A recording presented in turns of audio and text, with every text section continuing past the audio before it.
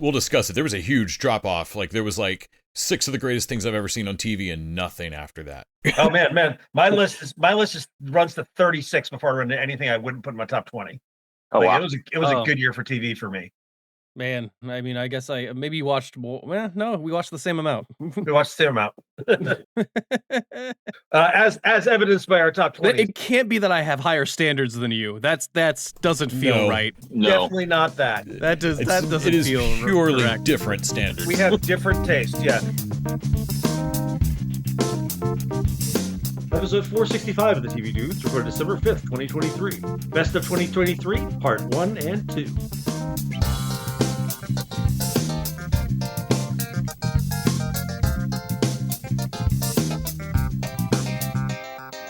This week and next week, we're talking about our best of list for the year. As always, we've each built our own personal top 20 plus and combined it to make a mostly agreed upon TV Dudes best of the year. We're pre-recording this before our big time travel episode, and we'll be releasing it over the Christmas break. We've broken it down into 2 episodes, hitting up our numbers 20 through 11, and then counting down our top 10. Before we get to it, though, I'm Randy, I'm Les. And I'm Nick. and we're the TV Dudes. I'm very excited. Yeah, I as I was coming down to the TV Dudes lab, I passed by the Quantum Leap thing. I think this is going to be great. I think it's gonna I be great. really think. I love the idea we have a lab and that there's more than like one thing. Like, what did you pass over the cocaine wine room? Like, Yeah, I stopped at the cocaine winery. Had a quick we had a quick cracked sniff and that drink. technology. Yeah, and then of course Had, I had a I snifter. yes, that's snifter. I passed by the Terrier season 2 and Middleman season 2 development studio, and that seems to be going well. Checked in on Kyle to see if we'd managed to reconstitute him after the unfortunate accident, but you know he's still not quite there. He's still speaking mostly in tongues. Unfortunate. Stepped on through the quantum leap technology that we've been working on, and now I'm here in our deluxe fantastic studio, of course, that is run by robot interns. You know, you should know, Randy, that I do keep kicking Kyle's plug on his vat. I knew someone was doing it. I thought it might have been. That's you. that's not reflection on your scientific prowess. That's me. Okay. No, that's fine. I mean, it's a side project, really. Once the cocaine was perfected, I feel like we had done our job. It is honestly stunning how many side projects we start on Cocaine Wine. I don't know what that's about. Yeah, I know, right? Well, I did. Yeah, like this. It's just every time, just a whole bunch of them.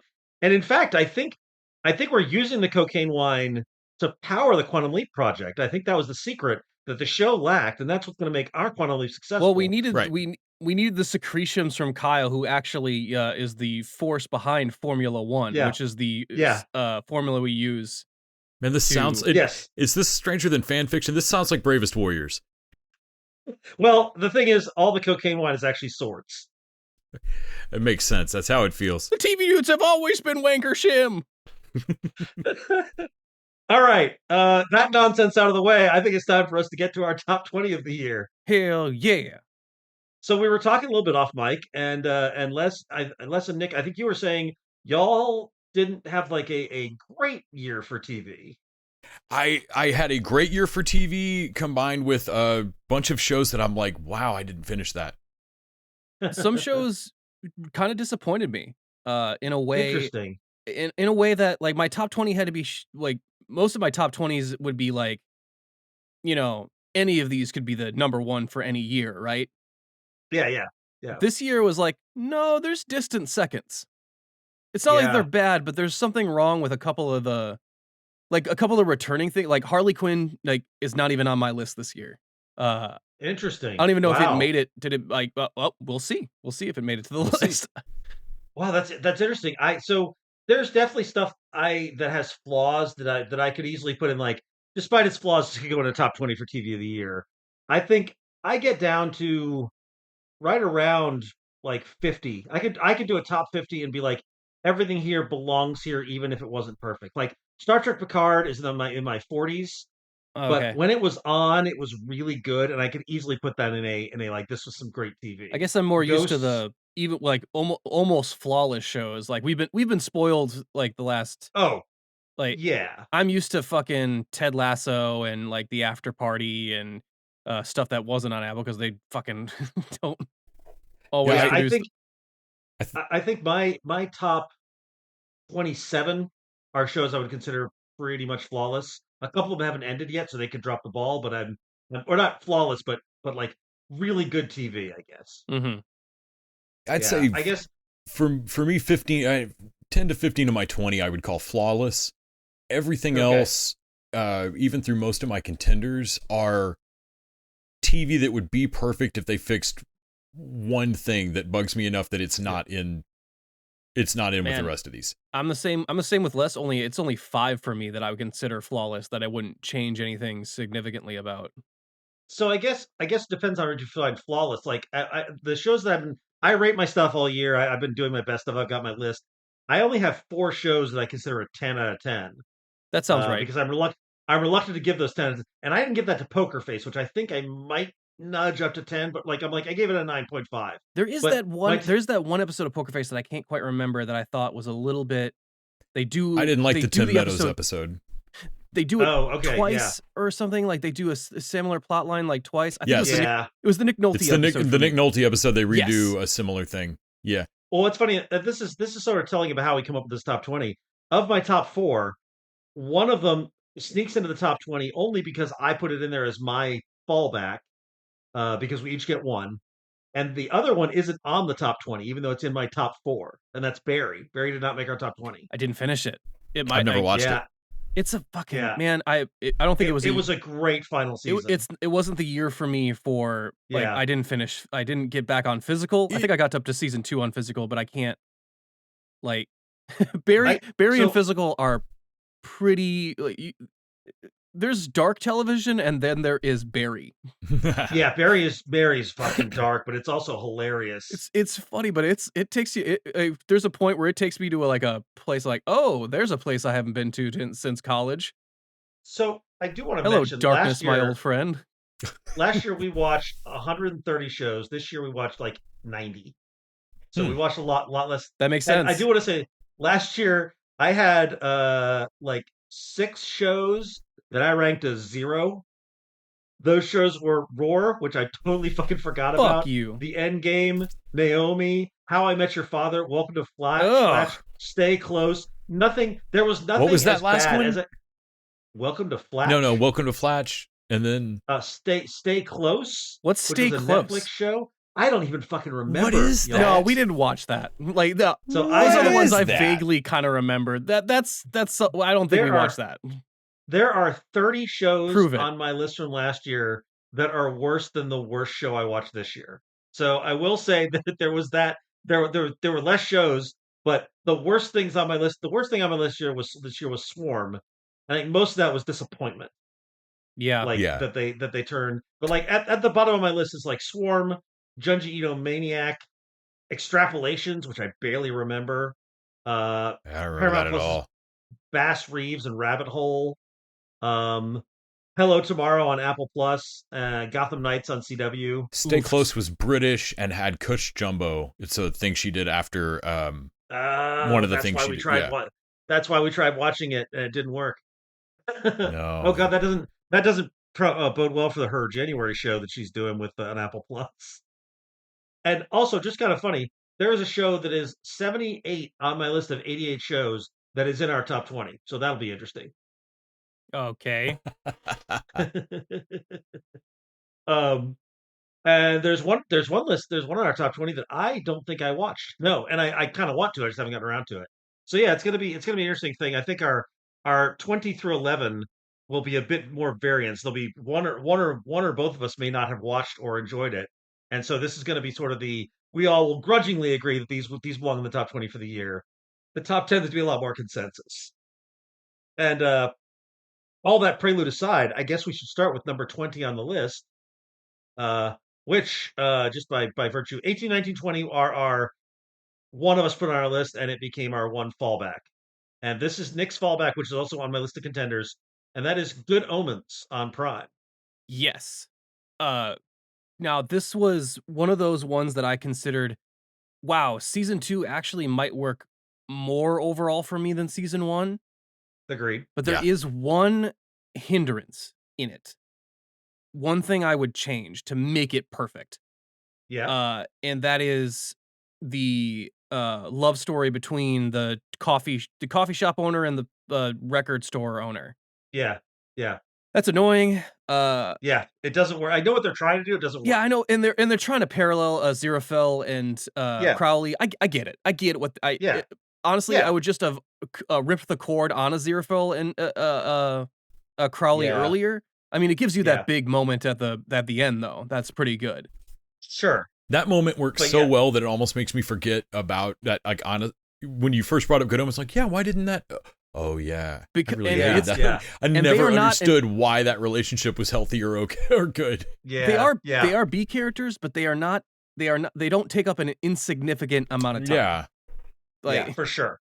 Yeah, I agree. I totally agree with you on that. I think that is and again, I get what they were trying to do, but most of the writing is so solid. that's what that sucks is it's that a you can shame they see didn't- it. You can see, like, Yeah. if it had worked, Yeah. you were like, oh, this would have been brilliant, a parallel Yeah. to what was it. Yeah. But it doesn't fucking hit and where it Yeah. needs to hit.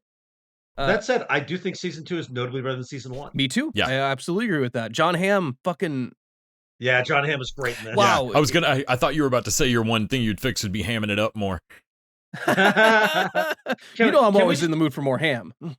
Can we talk briefly? Fargo did not make our top 20, and largely because it is not finished yet. Solely because it's And not finished yet. It'll have its chance it's- next year, I think. three It's on my episodes? personal top 20. Yeah, it's going to It- cross the year end. It's going to definitely be on my list next year, poker face Yeah. style.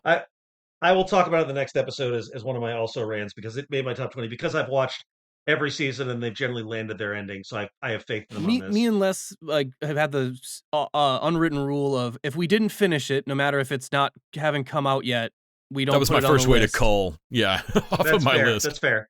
That makes sense. But I was going to say, John Hamm's having a hell of a year. Oh man, Oh yeah, Between fucking Good Omens and Fargo. And again, let me once again cry out to the universe that it is completely unfair that we are not getting a yearly or at least every other year fucking Fletch movie starring John Hamm. I find that to be a crime. Yep, Also, yep. I learned this honestly, year for why give certain. us one and not more? That seems cruel. Right? It's Like, mean. You know what? I'm going to start up the Fletch Lab. I'm going to as soon as we get back from the time travel, I'm going to set up the All right, Fletch you're Lab. on We're gonna it. get yeah. The flab, got it. The flap. Flab. See, I also learned that without question, I will never ever find nipple piercings attractive for whatever reason. If it was gonna work, it would have worked when John Hamm had them in that spot. Like but I'm without looking getting at it it- going, the without- reason I don't want to be in that hot tub? I don't know, man. It's something about the piercings. Without getting We're too gonna much lose into listeners. It, I'm so sorry. without getting too much into it, I'll just say you and I are very different. Man, But not regarding John Hamm. I agree with you about that. Like it's not a choice I'm making for anybody else's life. I think John Hamm would be hotter without them. well, he's so he's so physically and just the confidence attractive. Like those piercings are not deal breakers for me. I didn't say they were deal breakers. So preference. just to be clear, and this is the end of the year, we want to make sure and get this thing on the record. All three TV dudes would fuck John Hamm. Piercings or no piercings. Absolutely. Oh, I absolutely. think you just got it. Yeah. For the record, straight though I may be, it's John Hamm. I feel like it's an Idris Elba rule. Like I think we're all in agreement. it's the Idris Elba role. There's a handful of people walking the earth that like no one, the most redneck homophobe on the planet is going to be like, yep. There's a I get point where it's so beautiful it's art. Yes, yeah. Well, this talk leads us in a sideways way over to Les's pick for, and that is number 19. I Minx, assume over you on mean HBO Max. getting better in its second season, which Minx also did. Yes. Yep. Oh, I was like, who are we fucking on this one? Is that the new? I just meant all the sex talk. All the Got sexy it. talk. Minx season 2. Although fixed Bambi can get it. Yeah. Fixed my main issue with Joyce, or at least made it part of Bearable. the arc and went somewhere with it. And just absolutely, it made me love season 1 more. It made me absolutely love season 2. Every week I was overjoyed to get a new episode of Minx. Yeah. Agreed. I know they're It not was coming good. back, but I like where they left it. Or I'm pretty sure they're not coming. Almost. Yeah, I was gonna say certainly, we don't know for sure. For right? sure. It's just, I can't imagine seems Stars very fronting the money unlikely. for that entire thing again, but I Yeah, hope me it did neither. great. I Yeah. really enjoyed it. It felt like my Yeah. high fidelity season or something for this year. Yeah. Just like, oh, I love that show. That was great. Oh, Les, why you got to do that to me? I'd forgotten how heartbroken I was about that one. Yep. Oh man, we should have gotten a season 2 of that at High Fidelity. All right, so we'll jump down to number 18, which is my pick, which is the first pick, which I believe one of us wouldn't put on the list because I know Nick wouldn't, and that is Fall of the House of Usher, which I just want to mention is number 4 on my personal top 20. Like this is a show I loved. It's my favorite thing I think that Mike Flanagan has done. I rewatched it with a friend. It held up beautifully for me. I really like this. I thought it was a great. One of my friends described it as Succession, but at the end of every episode, one of these rich pricks dies, and that is exactly how that is what would get me to watch Succession. Yeah, I can see that as a descriptor. Yeah, actually, and just to show that like I didn't hate that, it wouldn't be my top 20. It might actually be in my top 40. Oh, okay. I thought it was. All right. I thought it was like it's pretty good, but Mike Yeah. Flanagan's weakest attempt by far. I'm in the Interesting. exact opposite. Yeah. I'm. Yeah. You know. What? Not counting Midnight Club, of course. Midnight Club. Oh, is no. Yeah, you're objectively right. his No, worst no, no. stuff. Midnight Club, and then this. I'm sorry. Yes, absolutely. That are you mean, afraid of the like dark that- bullshit? I think you absolutely House of Usher, Midnight Mass, and then the two Haunting of Hauntings of are series. are all so good. I think I wouldn't argue with anyone who put any of those 4 in any order. But for me, House of Usher just kind of hit right. Part of it was the cast, which I thought was fantastic. Adding Sam Neill was spectacular. Was it Sam Neill? No, Bruce Greenwood. Yeah, Yes, Bruce Greenwood, Bruce who I always- Greenwood who I instead always- of yeah. and always, if you put Carly Gugino in the right role, and this was a great role for her, and Mary McDonnell, I thought would just add a lot. I thought this was a spectacular additions to his usual cast of characters, and his and rogues a really gallery. fun Poe inspired horror series that I will definitely return to. Yeah, I think his shows are getting more Flanagan-y. Like there's more Yeah, Flanaganisms, and for that's for me fair. that's a bug, and for you it's a feature. Absolutely, 100%. All right, number 17, a show which was on Les's list and on my contenders. That was Primo over on Freevee, aka Prime. Yeah. I also liked that show. I Yeah, don't remember a lot about it, but we all liked it. Well, Freevee, I think I've watched it through twice. Freevee's a terrible network streaming thing, whatever the Yes. fuck they are after the Yeah. whatever we get to call them after the strike. It's just a terrible place to be. I mean, like, it never helps your show to have to explain to someone that is a station that they have. Right.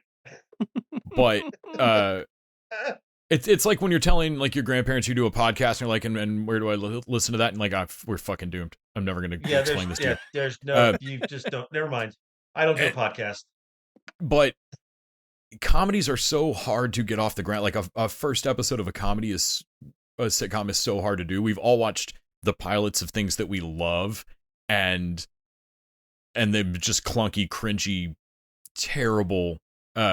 This thing hits from the start and is hilarious. The uncles just get funnier. I love catching them. Yeah. I keep catching them in other roles now. Because not having recognized them, I'm like, oh, you're the uncle from Primo. The mom just being like as much of a maniac as any of them.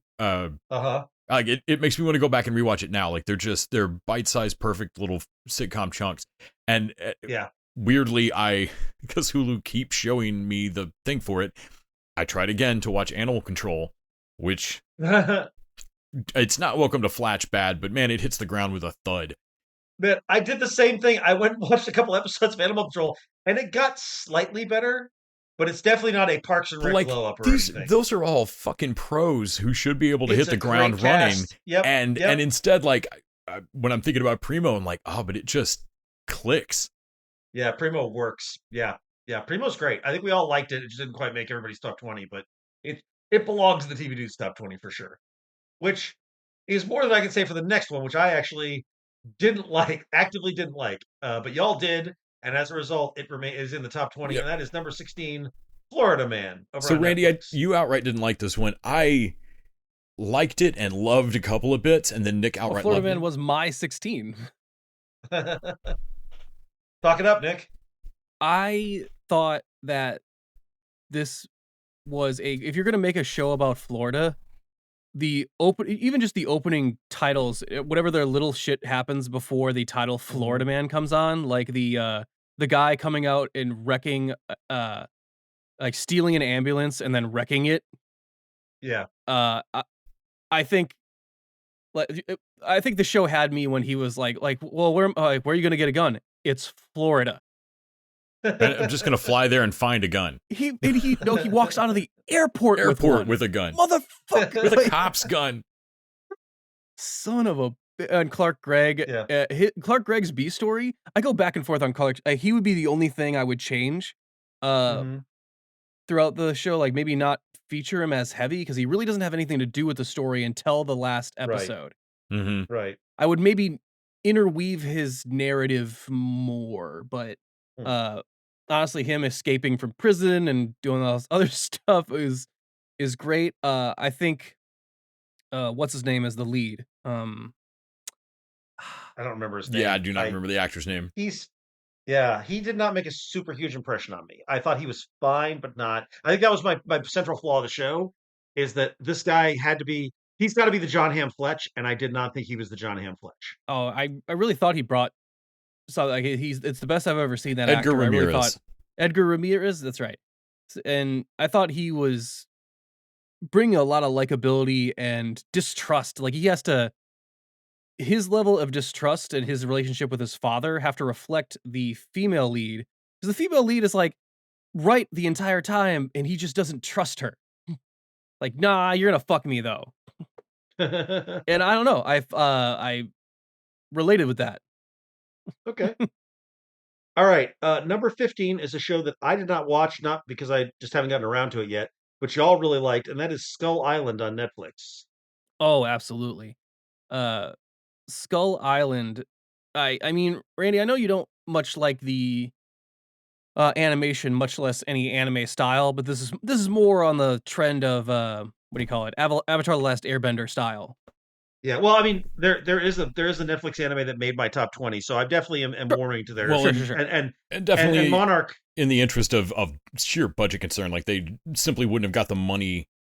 Sure. Like Skull Island felt like a test run for what Monarch was about to be. Mm-hmm. Yeah, Monarch has me wanting to go and actually watch Skull Island. So that's really what surprised me, that you hadn't watched any of it yet, was just because that's what made it work for me. That's honestly what made it make my top 20. Go in with it, Randy, with our headcanon that the two male leads are ex-lovers. Okay, all right, fair enough. Because they don't, like, me and Les were rewatching it just recently, and we were like, hey, do you remember our headcanon when, like, we made that up? And we were like, and we started to watch it again. We were halfway through the first episode, and Nick was like, so that was headcanon, right?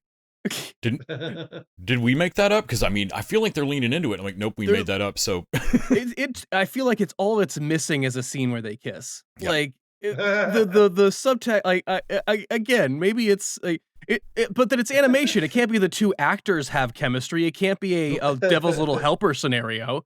But for me, Satan's Little Helper. Most of my Godzilla monster experience in the movie theater is stuff like the Matthew Broderick movie. Like, I was not in love with the MonsterVerse. I didn't care for the Gareth Edwards Godzilla. It was slow. Didn't have enough Zilla. Right. Yeah. So when this came out, I didn't even know this was going to happen. Nick started it playing, and we just tore through it. And I was like, holy shit, this is how to do this. And Nick was like, well, this picks up the tone from Kong Skull Island. And I was like, I've not seen that one because I gave up watching those after they didn't like the first one. What the fuck are you talking about? So we went back and watched that, and so this was one of the the first most inkling movies I had. I've ever seen. How have you not? Right. This was the first inkling I had that whoever was trying to quietly with some animation continue the MonsterVerse a little bit, were the right people for me. Yeah, and then and this show made me go, holy shit, Monarch might not suck.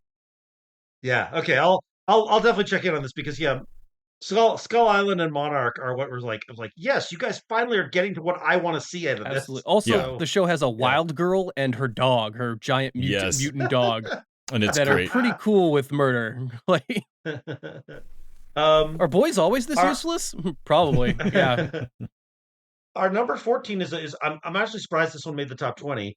It is deeper down my list. I enjoyed it, but it's one of those, it's cotton candy for me. I eat it, I immediately forget it. Uh and I wouldn't have been sad if it didn't exist. But y'all both really plugged into this, and that is Shoresy season 2. So Yeah.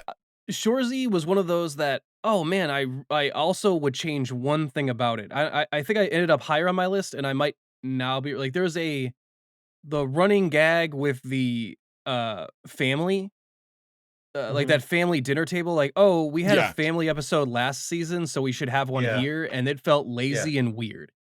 Oh man. Other I would have cut that whole scene. Other than Yeah. that, this season was surprisingly other than the fact that it hard cup just jumps to them winning the rest of their season there, but the season was canceled. I deeply don't understand how hockey I do not works. understand. Yeah, hockey looks like cricket in this show. Did they somehow didn't win and yet are on a like 50 game winning streak. I don't get it. They can never But- lose again. But they add in what's his name? The kid, the fucking announcer kid. Oh Yes. Okay, that was great. That God, he was steals really it when he answers that banana. Jakery. I'm sorry, I hold gotta on take a this. second. We've got to take this. good. We'll drop the native land thing. I thought it came back strong, and I really do. I think Shoresy pound for pound is actually a better show than Letterkenny because it's trying to actually accomplish stuff with relationships and theme. And I realized that Letterkenny, while it was so much fun, and I really do still love Letterkenny, but I'm like, oh, they don't really want to do anything with Mary Fred or Katie Right, or really right. any of these relationships. Like, Yeah. I think overall I would still say Letterkenny's stronger, but Letterkenny has also gone on for longer, and I think that is a little long in the tooth. mhm. And Shoresy is like firing on all cylinders. And if Shoresy goes more seasons, which I don't think it will, but who knows? Yeah. It could overcome Letterkenny. But I can't Shoresy right now see is it. stronger I than can't see it Letterkenny was right going purely because it actually has like real forward plot Yeah. with consequences. I don't really I think see it's- Shoresy going 8 years. It might just be something Yeah. as simple as Letterkenny I need something in Letterkenny for me to root for, and it's since Yeah. Shoresy is a sport, there is a game Yeah. or a thing they can win There's some that is just a fucking abstract. Like it Got to it go really, to regionals, man.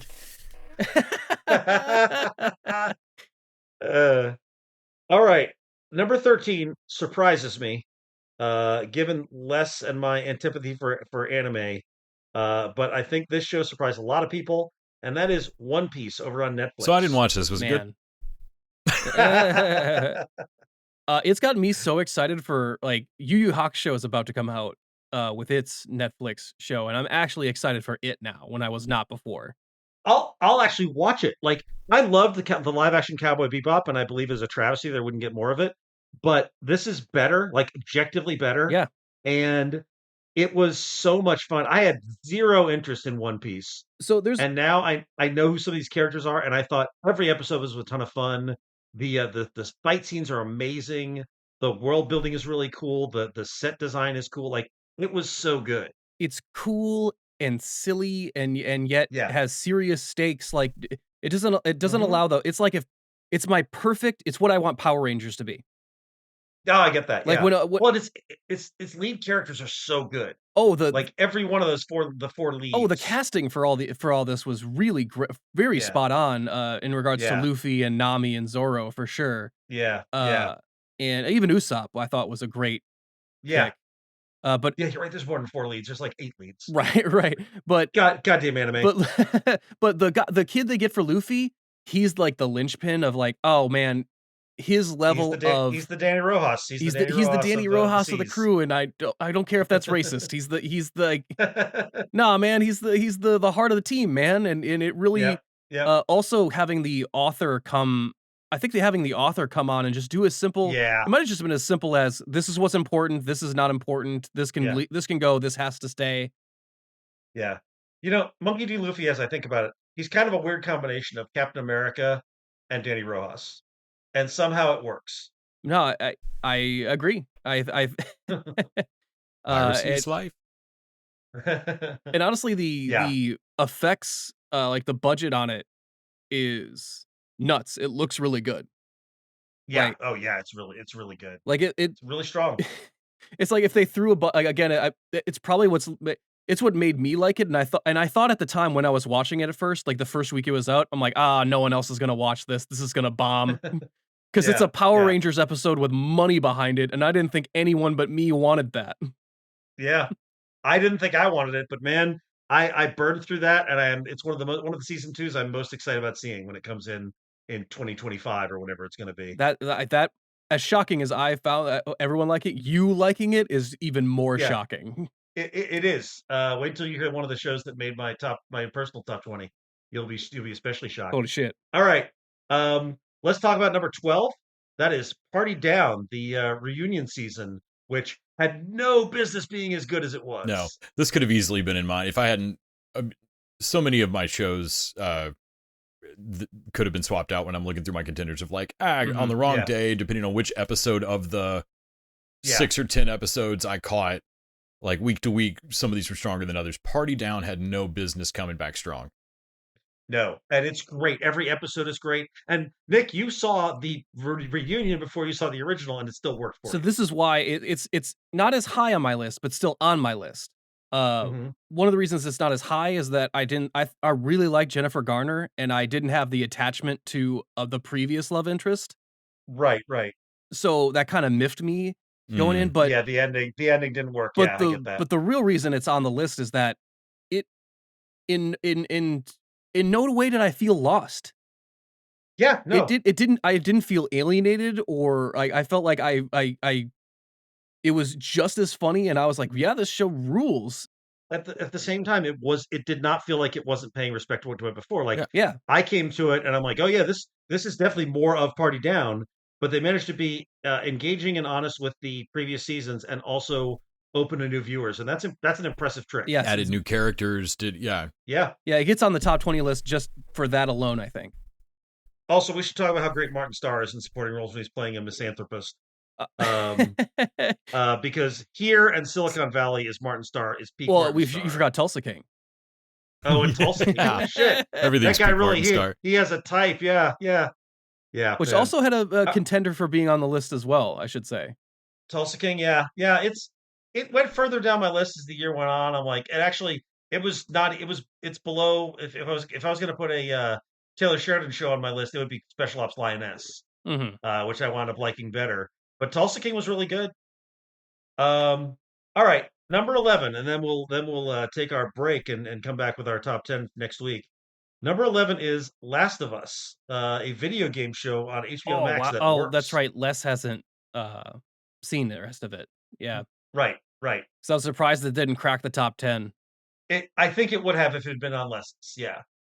But it didn't quite because of that. I liked the first episode. I didn't continue on with it.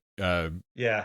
You haven't seen the show yet, because the first episode's good. It's a good pilot, but the third episode with Nick Offerman it's the Emmy episode, and then it just keeps going better and better as it goes along. Yeah, the only reason it's not higher on my list is is I feel like, oh yeah, there is a one episode where they changed something I don't agree with, as far as I think it was the two kids that they run into. Okay, yeah, Sam and fucking what's his name, the older and younger brother. I think they changed something that I was like, I think that takes a little bit of the sting out of what we were trying. But as far as the rest of it, the adaptation is faithful while still willing to change things that need to be changed for the format it is.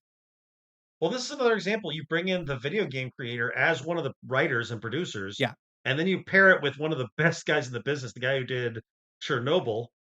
And what you get is like, I didn't think I wanted another post-apocalyptic zombie thing. I've seen numerous things like that. And if it's not going to be a High School Musical riff, then why would I even watch it with Santa? If it's not going to have Christmas themed, I'm not going to watch any more holiday stuff with zombies. You could also frame this as a video game adaptation starring the villain from Wonder Woman 1984, written by the writer of Hangover 3. Yeah, there's any number of ways this doesn't work, but they brought the best out of everybody, and it's a really good, if bleak, show. Pedro Pascal and what's her name from fucking Hilda in Game of Thrones? Bella. Bella Thorne? No. Bella Thorne, I think maybe no. Bella Ramsey? Bella Bella Ramsey. Ramsey. Bella Ramsey. Who's Bella Or is Thorne? that her? Is that her? Bella Ramsey, yes. Yes. Their Yeah, relationship they're great. is, yeah, they really hit the Pedro Pascal is one of, like, I'm really glad, like, Mandalorian might have put him on, like, the radar here, but Last of Us has Yeah. put him in the echelon of this guy is a serious actor, Yeah. and can bring Yeah, a it's his fucking James lot. Gandolfini moment. Like Yeah, he's for now sure. he's For sure. just changed echelons of actor. Yeah, for sure. Absolutely, For sure. and he deserves. And I've been watching this guy for years, and I've been like, no, this guy. Ever since Narcos, I was like, this guy has something. Yep. Yep. And now he's the internet's daddy. Fuck yeah, he's a dad. Yeah. But there's a story of, like, it's weird how you're right, it is another dark apocalyptic story, but it's also Mhm. about a dad looking for redemption. But how it ends, I think, is what cinches it for me of, oh There's God. there's an element of nihilism in it that is dark as fuck. And at the same time, there's an element of humanity to it Yes. that works counter to it. Yeah, it's spectacular TV. It's a and I'm looking forward to season 2 conflicting- of this. It brings out about conflicting emotions of it, and that's what I think what makes Yeah. it really interesting. Yeah. All right. Well, that's our bottom 10, 11 through 20. This seems like a good place to remind you that you can go over to patreon.com/tvdudes, throw us a buck an episode. In exchange, we get to keep our streaming services and pay for our hosting costs, and you get bonus content each week. And we'll be back next week with our top 10, our final episode of the year. And until next time. Two dudes out! The TV Dudes is an independently run podcast out of Austin, Texas. We are exclusively listener supported. If you'd like to help us out, go to patreon.com/tvdudes. You can also find us on Facebook, Twitter, and Instagram at TV Dudes. All the music for our show is done by our friend and original TV Dude Gregory J. Amani Smith. To find out more about us, go to thetvdudes.com. I'm Randy Lander. I'm Les Weiler. And I'm Kyle Scott. Thanks for listening.